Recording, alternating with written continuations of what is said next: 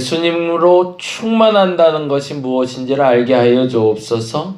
예수로 가득 채워 주옵소서. 불평이 생기고 불만이 생기고 원망이 생기고 창피함도 생기고 그 모든 것이 나의 감정의 지배임을 알게 하여 주시고 그 모든 것을 떨쳐버리고 자유할 수 있는 것이 예수로 가득 채워지는 것임을 알게 하여 주시사 내 안에 있는 모든 문제들, 걱정들, 근심들, 불편함들, 분노들 그 모든 것들의 근원이 나로부터 시작되었음을 알게 하여 주시며 주님으로부터 시작하여 주님으로 만족하는 우리 되게 하여 주옵소서. 이를 위해서 우리가 신앙생활하고 있는데 자꾸 핀트가 어긋나고 있습니다. 예수가 함께 하시면 예수로 가득 채우면 해결될 일들 우리에게 그렇게 해결지어 주시옵소서. 감사합니다. 고마우신 예수님 이름으로 기도드렸습니다. 아멘. 아멘. 요한복음 4장 말씀 보는 날입니다. 4장 볼까요? 4장 1절에서 6절까지입니다.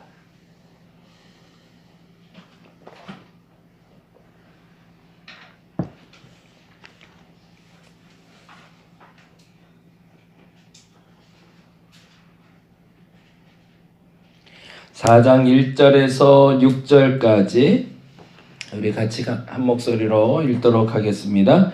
예수께서 제자를 삼고 세례를 베푸시는 것이 요한보다 많다 하는 말을 바리새인들이 들은 줄을 주께서 아신지라.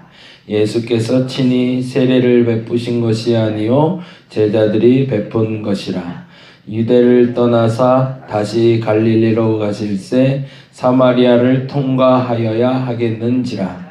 사마리아에 있는 수가라 하는 동네에 이르시니 야곱이 그 아들 요셉에게 준 땅이 가깝고 거기 또 야곱의 우물이 있더라.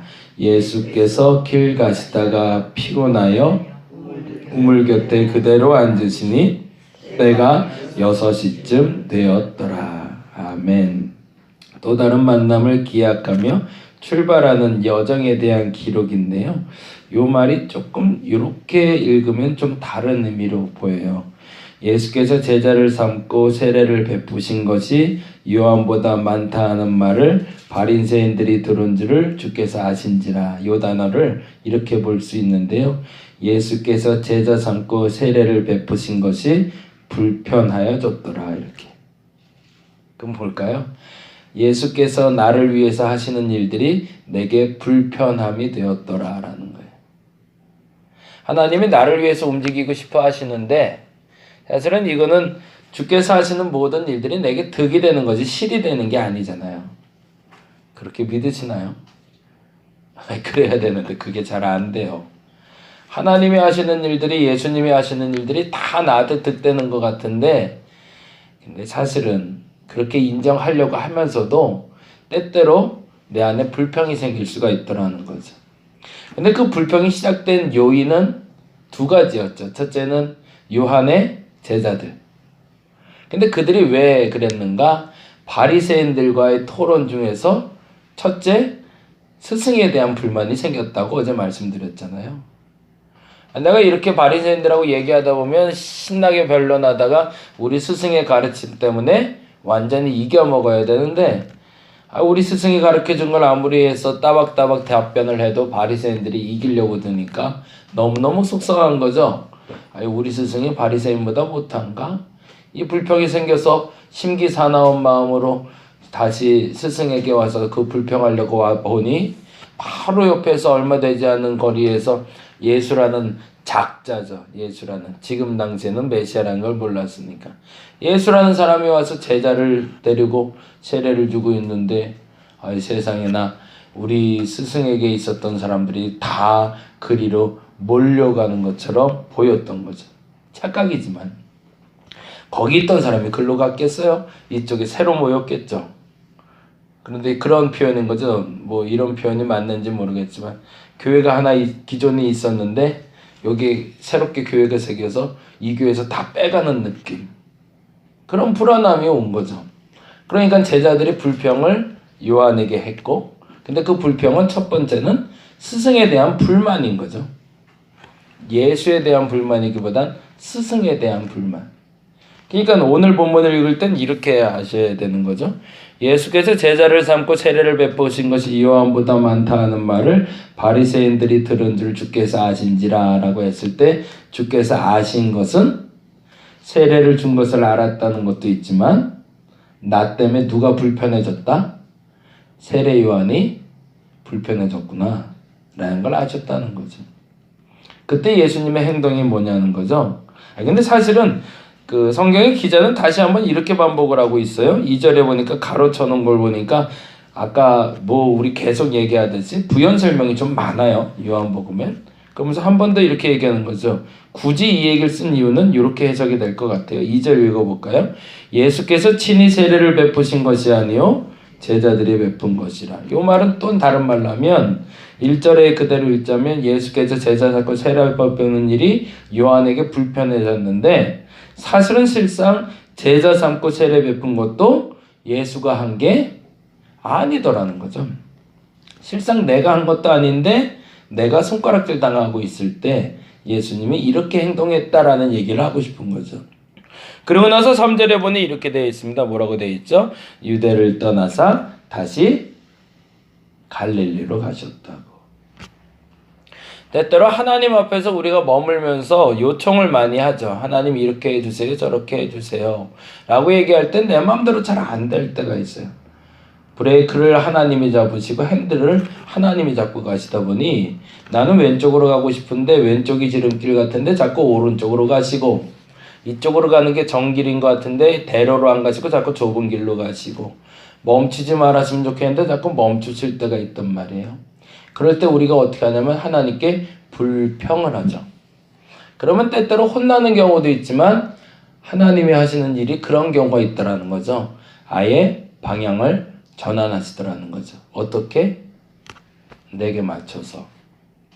내가 자꾸 오른쪽으로 가자고 그러니까 내가 오른쪽으로 가자는 말을 듣고, 그래? 그렇게 오른쪽으로 가고 싶어? 그럼 한번 가봐 라고 예수께서 잠시 자리를 비켜주시는 거죠. 뭘 하는 거죠? 그 핸들링을 내가 할 수 있도록 내 인생의 핸들링을 내게 한번 맡겨주시는 거죠. 그러면 어떻게 할까요? 신나서 하는 거죠. 그리고 얼마 뒤에 어떻게 되죠? 세례 요한은 옥에 갇히게 되고, 그리고 어떻게 되는 거죠? 세상을 떠나게 되죠. 만일에 이때 세례 요한의 말대로 그가 흥했다는, 예수가 흥했고 세례 요한이 쇠퇴했다면 세례 요한은 세상을 떠날 일이 없었을 겁니다. 그럼 조금 더 솔직히 얘기하면 어떻게 되는가요? 제자들이 세례 요한을 죽인 거죠. 제자들 덕분에. 그 소문이 더 많이 났을 테니까. 예수가 그 자리를 비켜줬으니 세례 요한은, 그 교회는 더 부흥됐겠죠. 그러니까 소문이 더 많이 났을 거고, 바리새인과 변론했던 것처럼 세례 요한과 변론하는 사람들이 많아지기 시작했고, 그리고 그 시기에 당시에 헤롯에게 손가락질할 일이 생겼던 거고, 그래서 주목받기 시작했고 결국엔 그것이 그를 단두대로 이끄는 결정적인 계기가 된 거죠. 그의 말대로 흥하였다는 예수가 흥하게 만들고 그가 쇠했다면 그는 박수 받으면서 인생에서 퇴장했을 수도 있었을 것 같아요. 이 동네에서 이제 전도하면서 이렇게 노방전도를 제가 한다고 그러잖아요. 그러면서 사람들 만나고 다니면 참 재미난 얘기를 듣는데, 보편적으로 참 안타까워. 연말 연초가 되면 사람들이 결단을 하고 결심을 하잖아요. 근데 연말 연초에 듣는 소식들이 기대를 가지고 좋은 소식을 들어야 되는데, 정말 좀 속상한 게 다 폐업 소식이 들려요. 그래서 여기 지나다니다 보면 실명으로 얘기하면 좀 그렇겠지만 이쪽 건너편에 음식점도 하나 이번에 닫는다는 얘기가 있고, 이쪽 음식점 하나는 아예 공실이 됐고, 분식점 하나도 문을 닫는다는 얘기가 들려요. 그래서 5월쯤에 또 닫는데, 그러니까 자영업자들이 너무너무 어려운 게 맞는 것 같아요. 그러니까 그거 갖고 이제 생활이 잘 안 되는 거죠. 그러니까 이제 다른 거를 좀 계속 하고 있는데, 그래서 이제 조금 더 친해진 분이 있어서 그 사장님하고 얘기를 하는데, 너무 속상하다는 거죠. 사실은 내 마음대로 잘 안 돌아가니까. 그렇다고 열심히 안 사는 것도 아닌데 열심히 사는데도 잘 안 되니까. 그래서 5월 달에 문을 닫기로 결정을 했다고 저한테 얘기를 하시더라고요. 그러면서 5월 달에 문 닫고 나갈 건데 목사님 기도해 주세요 그래요. 얼마나 좋아요. 그래서 기도하겠다고. 그러고서 왔는데 한 달쯤 지나고 나서 그러니까 그게 1월 초에 그분이 결심을 한 거죠. 연초에 결심을 회사를 접기로 한 거죠. 근데 어저께인가 그저께 갔더니 아주 재밌는 얘기를 하는데 목사님 조금 더 있어 보기로 했어요. 그러는 거예요. 왜요? 그랬더니 사실은 여기에 카페도 많고 분식점도 참 많거든요. 그 골라 들어가는 게 한계가 있어요. 그냥 내내 가는 데만 가는 거죠. 근데 그 옆에 바로 분식점이 있는데 그 분식점에서 그걸 알았는지 그걸 몰랐는지 이 사람이 어렵다는 얘기를 들은 건지 안 들은 건지 모르겠는데 브레이크 타임을 갖기 시작했어요. 1월부터. 그래서 점심시간에 점심 장사가 한번 끝나면 한 2시부터 4시까지를 분식점 문을 잠가버려요. 그러니까 그 시간에 분식을 사러 온 사람은 그 바로 옆집으로 가게. 그러고 갔더니 앉을 데가 없어요. 그래서 막 바쁘더라고요. 그 시간에 제가 한번 가봤더니 바글바글 하요. 사장님 왜 이렇게 손님이 많아요? 그랬더니 옆집이 점심시간에 잠깐 문을 닫아주네요. 그러는 거예요. 이게 장사가 되기 시작하는 거죠. 배려라는 것은 위에 사람이 아래 사람에게 하는 겁니다. 아래 사람이 위에 사람에게 하는 게 배려가 아닙니다. 그건 무슨 말일까요? 내가 가질 수 있는 사람이 가진 사람이 남에게 베풀기 시작할 때 공생이 가능하다는 얘기입니다. 예수께서는요, 사실은 여기 계셔도 상관없고 저기 계셔도 상관없는 분이거든요. 근데 나 때문에 네가 힘들어? 그러면 잠시 비켜주신다는 거죠. 근데 중요한 건 그때 내가 잘해서 그런 걸로 착각해서는 안 된다는 거죠. 오늘도 어찌 보면 세례 요한처럼 우리가 아니면 세례 요한의 제자들처럼 정확히 말하면 세례 요한의 제자들처럼 또 다른 불평을 가지고 죽게 나올 수도 있을 것 같아요. 하나님 때문에 망쳤어요 라는 거죠. 하나님만 건드리지 않았으면 내가 이렇게 잘 나갈 수 있었는데 굳이 왜 여기서 나서갖고 내 앞길을 이렇게 막냐고. 그러면 하나님은 때때로 이놈 하고 혼내기도 하지만 때론 그 핸들링을 내가 스스로 하게끔 맡겨주시기도 합니다. 그때 두 가지를 우리가 기억했으면 좋겠어요. 첫째는 교만하지 말 것. 그 또한 하나님의 은혜였다는 것을. 그리고 또 하나는 긴장해야 될 것. 왜 긴장해야 될까요?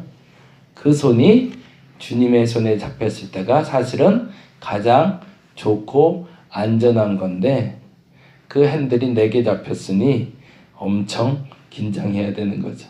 그러면 긴장하면서 고민해야 되는 건 뭘까요? 이 핸들을 언제 빨리 넘길까? 누구한테? 해보니 하나님 내가 하는 게 아니네요. 주님이 하는 게 맞네요. 라고 넘길 시점이 언제인가. 그때를 알고 속히 다시 넘길 수 있는 여러분들 되시기 바랍니다. 우리 인생에서 이런 시간들이 참 많이 반복되고 있는 것 같아요. 오늘 한번 생각해 보시죠. 오늘 내 불만이 왜 생겼을까? 불평이 왜 생겼을까? 그게 내 실수라면 회개하면 될 일이지만 하나님이 자꾸 브레이크 잡고 핸들링 하셔서 생긴 거라면 하나님께 그렇게 한번 따지시기 바랍니다. 그럼 하나님 두 가지로 역사하실 겁니다. 그때 교만하지 말고 여러분에게 주신 은혜를 마음껏 누리면서 앞으로 가시기 바랍니다. 근데 만일에 가다가 이쯤에는 진짜 다시 넘기는 게 맞겠다 싶을 땐 주님께 맡기시고 다시 원점에 시작할 수 있는 그 용기와 결단이 있는 저와 여러분 되시기를 간절히 바랍니다. 기도하겠습니다. 예수님 때문에 불편해졌어요, 내 삶이. 예수님만 간섭하지 않으시면 내 삶이 좀 평탄했을 텐데 왜 잘 되고 있는데 끼어들어서 내 삶을 이렇게 불편하게 만드십니까? 라고 종종 생각할 때가 있습니다. 기도 안 했으면 더 좋았을 텐데 내가 신앙생활 안 했으면 이렇게 많이 누릴 수 있었는데 신앙생활에서 이 모양 이 꼴 됐다고 불평하는 경우가 종종 있습니다. 근데 그때 주께서 내게 핸들을 맡겨주실 때 교만하지 말게 하여 주옵소서. 그리고 속히 다시 언제쯤 넘겨야 될지를 분명히 알게 하여 주옵소서. 내 인생 내가 죽어나고 내가 나갈 때가 행복한 것처럼 보이지만 안타깝지만 가장 위험할 때입니다. 내 인생을 내가 주관하지 말게 하여 주시고 내 인생 주님이 주관하실 때 가장 행복한 것을 알아 그 핸들을 주께 온전히 맡길 수 있는 우리가 되게 하여 주옵소서. 예수님이 떠나는 일이 없었으면 좋겠습니다. 비켜서는 일이 많지 않았으면 좋겠습니다.